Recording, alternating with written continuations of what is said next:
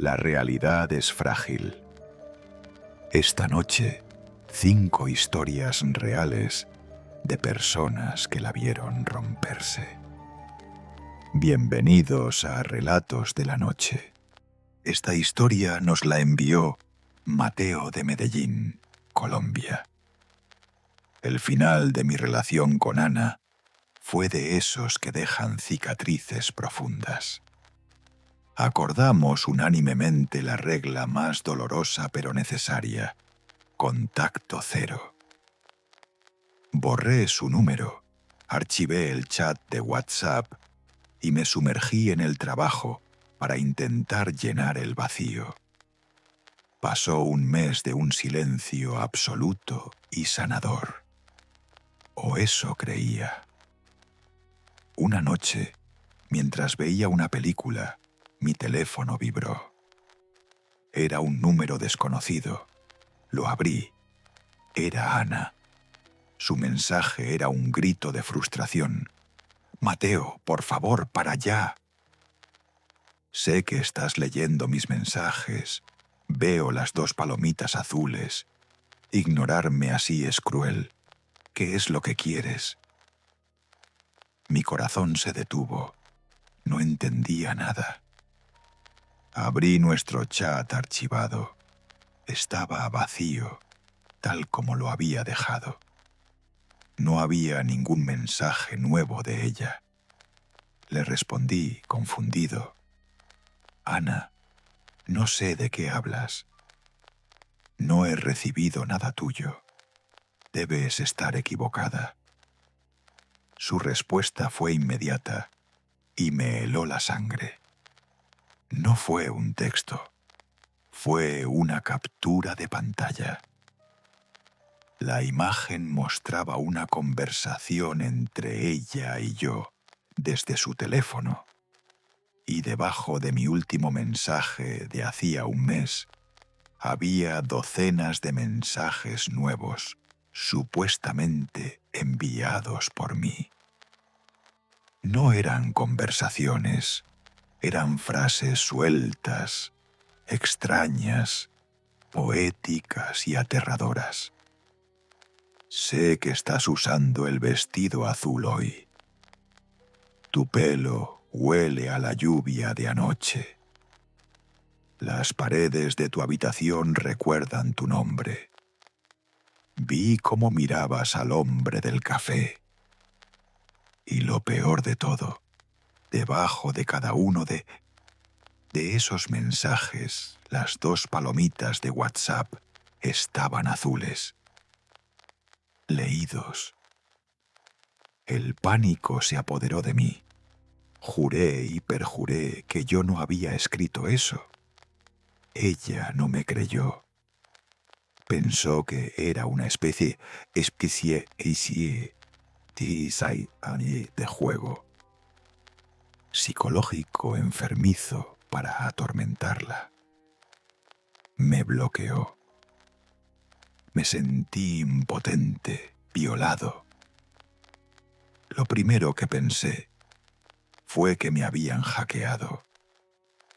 Hice todo lo que se supone que debes hacer. Revisé las sesiones activas de WhatsApp web.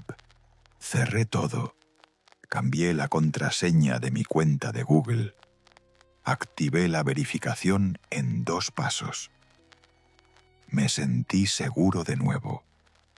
Pero 2 días después, recibí un email de la hermana de Ana. Me suplicaba que las dejara en paz. Me adjuntó otra captura de pantalla. Los mensajes habían continuado, pero se habían vuelto más oscuros. «Pregúntale a tu madre por el secreto que guarda en la caja de madera. El perro del vecino sabe lo que hiciste a Daisade». Comprendí que esto no era un simple hackeo. Un hacker robaría mi dinero o mis datos. Esto era diferente. Era algo íntimo, personal, diseñado para destruir. Empecé a dudar de mi propia cordura. ¿Era posible que tuviera algún tipo de episodio psicótico, que escribiera esos mensajes y luego mi mente lo borrara. La idea me aterrorizaba más que cualquier hacker. Pasé una semana en un estado de paranoia constante, revisando mi teléfono cada 5 minutos. Los mensajes, según la hermana de Ana, no cesaban. Finalmente, desesperado, fui a la policía con toda la evidencia. Me miraron con una mezcla de lástima y escepticismo. Abrieron un caso, pero me dijeron que el spoofing digital era difícil de rastrear. Salí de allí sintiéndome más solo que nunca. Esa noche recibí un último mensaje de un número desconocido. Era Ana de nuevo. «Mateo, ahora te creo», decía. «Recibí un mensaje tuyo hace un minuto. Decía, estoy detrás de ti, pero te estoy viendo ahora mismo por la ventana. Estás sentado en tu sofá. No estás tocando tu teléfono». Miré mi teléfono, que estaba sobre la mesa con la pantalla apagada. Luego miré hacia mi ventana, pero no la vi. Lo que sí vi fue mi propio reflejo en el cristal oscuro. Y por un instante, juro por mi vida que mi reflejo no estaba mirándome a mí. Estaba sonriendo. No sé qué es lo que está usando mi identidad digital. No sé cómo lo hace. Pero sé que sigue ahí fuera, susurrando mis secretos y mis pesadillas a la persona que más quise. Y lo peor es que no hay contraseña que pueda detenerlo. Esta historia nos la envió Lucía de Miami, Estados Unidos. Vivo en un complejo de apartamentos tranquilo, habitado principalmente por jubilados. Mi vecino de al lado, el señor Henderson, era un hombre mayor, muy reservado. Apenas intercambiábamos un buenos días en el pasillo. Era casi invisible. Un martes por la mañana llamó a mi puerta, lo cual fue una sorpresa. Se le veía pálido y nervioso. «Querida, tengo que salir de la ciudad por una emergencia familiar. Una semana», me dijo con voz temblorosa. Me preguntaba si podrías hacerme un pequeño favor. Solo regar mi planta. Me pareció una petición extraña, pero inofensiva. Acepté. Me dio una llave y una instrucción simple. «Está en el salón. Un vaso de agua al día es suficiente. No necesita luz solar». Al día siguiente, entré a su apartamento por primera vez. Un olor a humedad y a productos de limpieza me golpeó. El lugar era inquietantemente impersonal. No había fotos, ni libros, ni desorden. Parecía un cuarto de hotel que nadie había usado.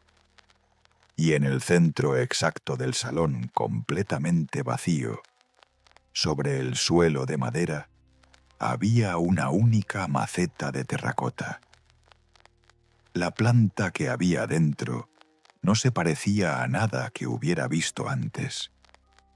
Tenía hojas grandes, coriáceas, de un color verde tan oscuro que era casi negro. Parecía absorber la luz de la habitación. Cumplí mi tarea.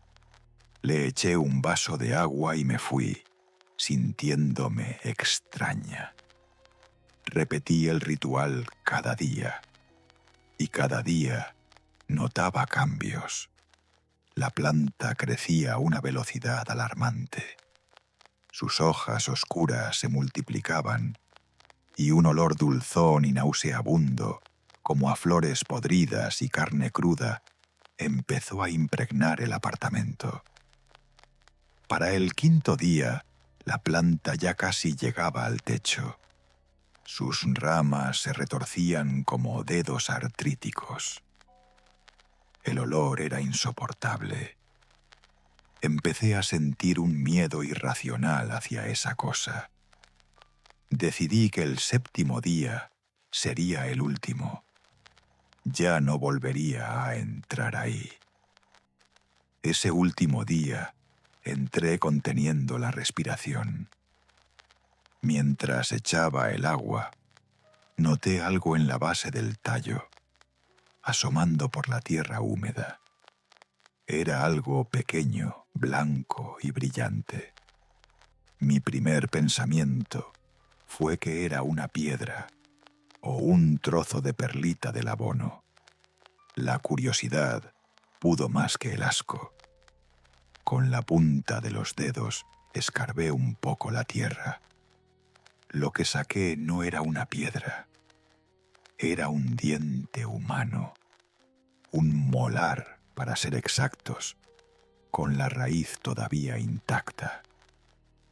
El pánico me inundó. Dejé caer el diente y miré la tierra de nuevo. Vi otro punto blanco y otro. La maceta estaba llena de ellos. Y no solo dientes. También vi lo que parecían ser fragmentos de hueso. En ese momento lo entendí todo. El olor, el crecimiento antinatural, la ausencia del señor Henderson. No estaba regando una planta, estaba alimentando algo, algo que estaba usando los restos del señor Henderson como fertilizante. Salí corriendo de ese apartamento, cerré la puerta y nunca más volví. No llamé a la policía. ¿Qué les iba a decir? ¿Que una planta se había comido a mi vecino?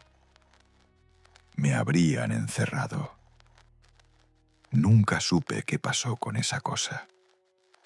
A veces, en mis pesadillas imagino sus raíces retorciéndose y rompiendo la maceta, extendiéndose por el suelo del edificio, buscando más que regar.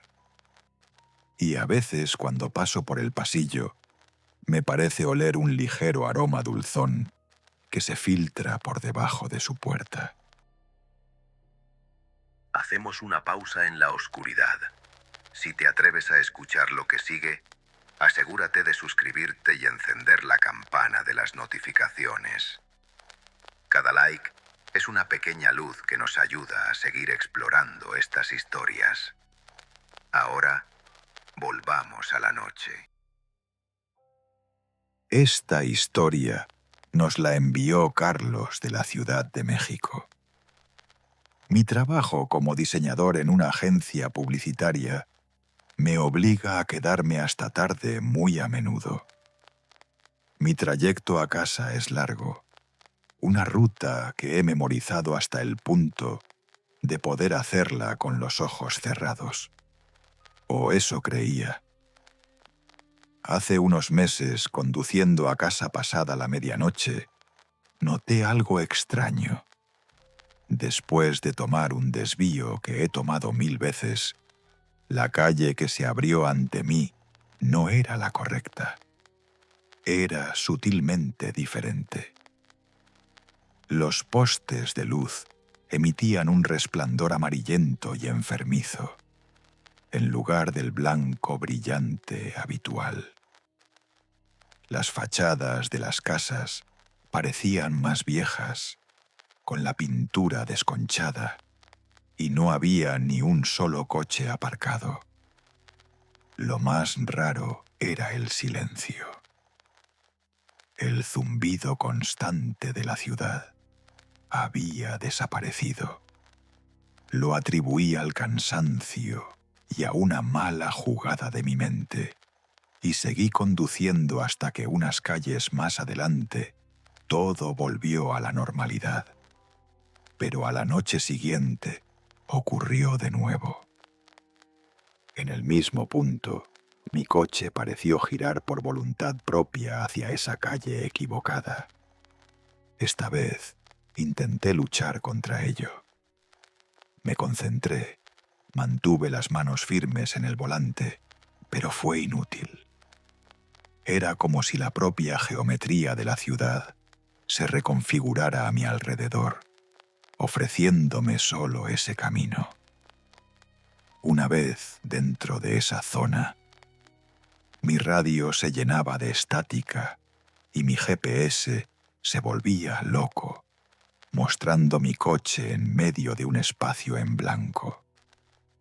Cada noche, la calle parecía un poco más larga, un poco más desolada.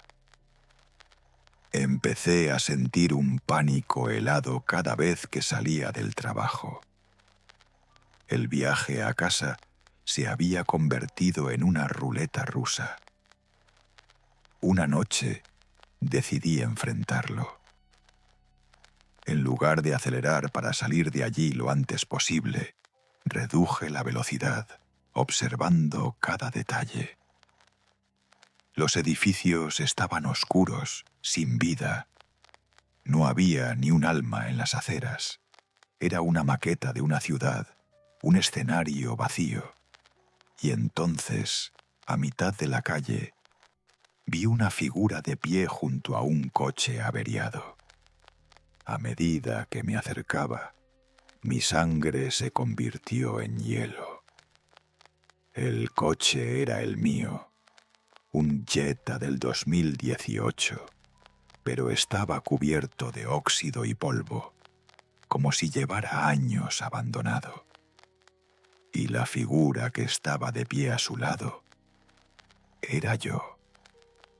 Llevaba la misma ropa que yo había usado la semana pasada.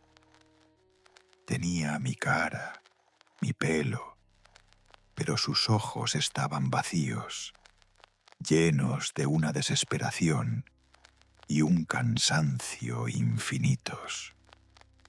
No se movió. Simplemente me vio pasar, su doble fantasmal, con una expresión de resignación. No recuerdo cómo salí de esa calle esa noche. Solo recuerdo haber pisado el acelerador a fondo, llorando y gritando. Entendí que esa calle no era un lugar, era una trampa, una especie de bucle o dimensión de bolsillo que atrapa a los viajeros cansados.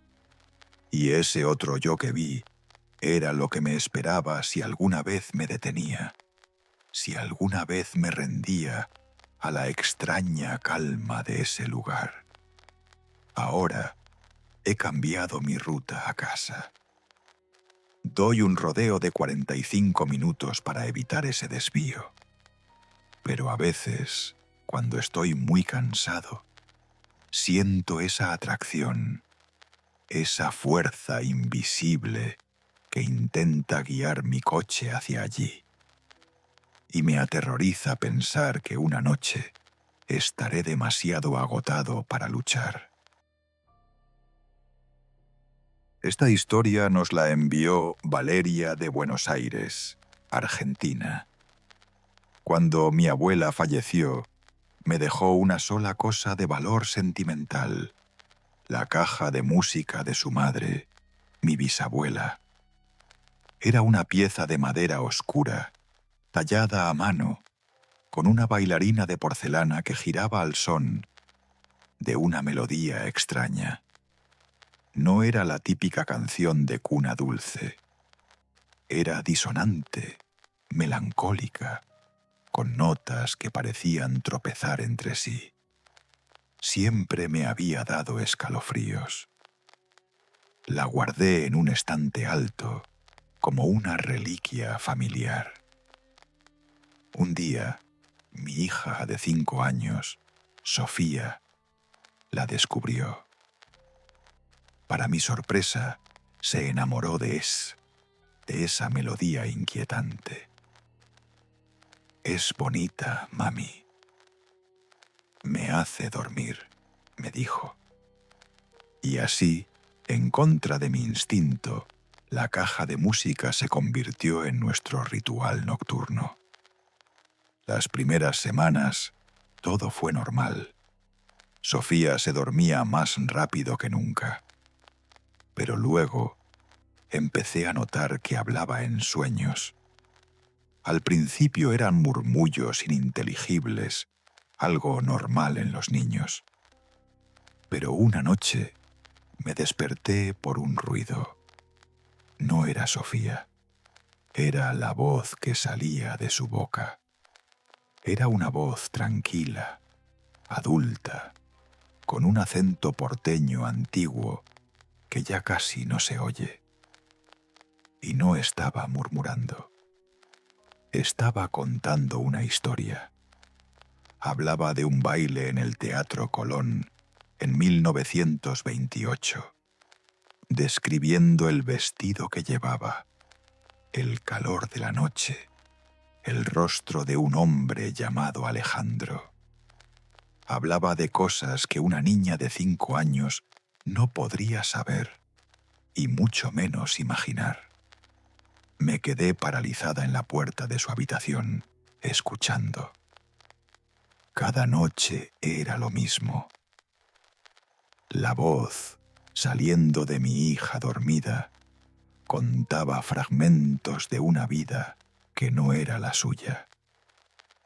Hablaba de un viaje en barco a Europa, de una carta de amor que nunca llegó, de la amargura de una traición. Una noche, la voz dijo algo que me heló el alma. Él me prometió que volvería, susurró con una tristeza infinita. Pero los hombres con ojos azules siempre mienten. Recordé una vieja historia familiar. Mi bisabuela, de joven, estuvo profundamente enamorada de un inmigrante alemán de ojos azules que la abandonó y nunca regresó. Fue entonces cuando lo entendí. La voz era la de mi bisabuela y la caja de música no era solo un objeto. Era una especie de ancla, una llave. La melodía abría una puerta y el espíritu de mi bisabuela usaba el sueño de mi hija como un escenario para revivir sus recuerdos, sus amores y sus penas. El terror se apoderó de mí. ¿Era solo un eco inofensivo o algo más? Mi hija estaba sola en su propia mente mientras esto ocurría. Una noche decidí intervenir. Mientras la voz hablaba, entré en la habitación y susurré el nombre de mi bisabuela, Amelia. La voz se detuvo al instante. El cuerpo de mi hija se tensó en la cama. Y entonces giró la cabeza hacia mí en la oscuridad. Sus ojos se abrieron de golpe y con esa misma voz adulta y antigua me dijo: ¿Quién eres tú para interrumpir mi sueño? Al día siguiente, guardé la caja de música en una caja de seguridad en el banco. Mi hija ha vuelto a tener problemas para dormir. A veces llora por la noche, diciendo que extraña la música de la señora triste. Y yo vivo con el miedo constante de que el vínculo ya esté hecho y que mi bisabuela no necesite la caja para volver a visitar a su anfitriona favorita. Nuestra última historia de hoy es de David, de Barcelona, España. Conseguir un apartamento asequible en el barrio gótico de Barcelona es casi un milagro. El mío era pequeño, antiguo, lleno de historia y de corrientes de aire, pero me encantaba. Una semana después de mudarme, mientras revisaba el correo, encontré un papel doblado en el fondo del buzón, olvidado allí quizás durante años. Era una hoja de papel amarillento, frágil al tacto. Desplegado, reveló una lista de nombres escritos con una caligrafía elegante de pluma y tinta. Al lado de cada nombre había una fecha, abarcando desde finales del siglo XIX hasta los años 80. Supuse que era una lista de los antiguos inquilinos, una curiosidad histórica. Me pareció un detalle encantador, así que la enmarqué y la colgué en la pared del pasillo. Fue entonces cuando empezaron a ocurrir cosas. Primero, los sonidos. Pasos suaves en el pasillo cuando estaba seguro de que estaba solo. El susurro de una tela rozando la pared.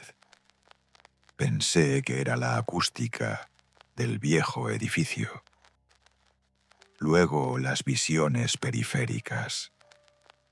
Una sombra que se movía en el umbral de una puerta. La fugaz visión de una mujer con un vestido antiguo reflejada en la pantalla de mi televisor apagado. Atribuí todo al estrés de la mudanza y a mi propia imaginación, alimentada por la atmósfera del barrio. Una noche me desperté de golpe con la sensación inequívoca de que no estaba solo. Abrí los ojos y vi una figura sentada al pie de mi cama. Era un hombre de mediana edad, vestido con un traje de tuit anticuado. No se movía, no hacía ruido. Simplemente estaba allí, observándome con una expresión de profunda melancolía. El terror fue tan absoluto que me paralizó. No podía gritar, no podía moverme. Después de lo que pareció una eternidad, la figura se desvaneció lentamente. Ya no podía negarlo. Mi apartamento estaba embrujado. A la mañana siguiente, temblando, me senté frente a mi portátil y empecé a buscar en los archivos históricos en línea los nombres de la lista. Mi corazón se hundió con cada búsqueda. El primer nombre, Ignasi Ferrer, con fecha de 1892, no era un antiguo inquilino. Era un hombre que se había suicidado en este mismo edificio. El siguiente, Elvira Pons, 1934. Una mujer que murió de tuberculosis en su apartamento. Nombre tras nombre, la historia se repetía. No era una lista de inquilinos, era una lista de las personas que habían muerto aquí. Corrí hacia la lista enmarcada en la pared, con la intención de destrozarla, de quemarla. Pero al mirarla, vi algo que no estaba allí antes. Debajo del último nombre de la lista, un tal Ricardo Soler, fallecido en 1986, había una nueva línea. Una línea escrita con la misma caligrafía elegante y antigua. Estaba mi nombre, David, y el espacio para la fecha, al lado, estaba en blanco.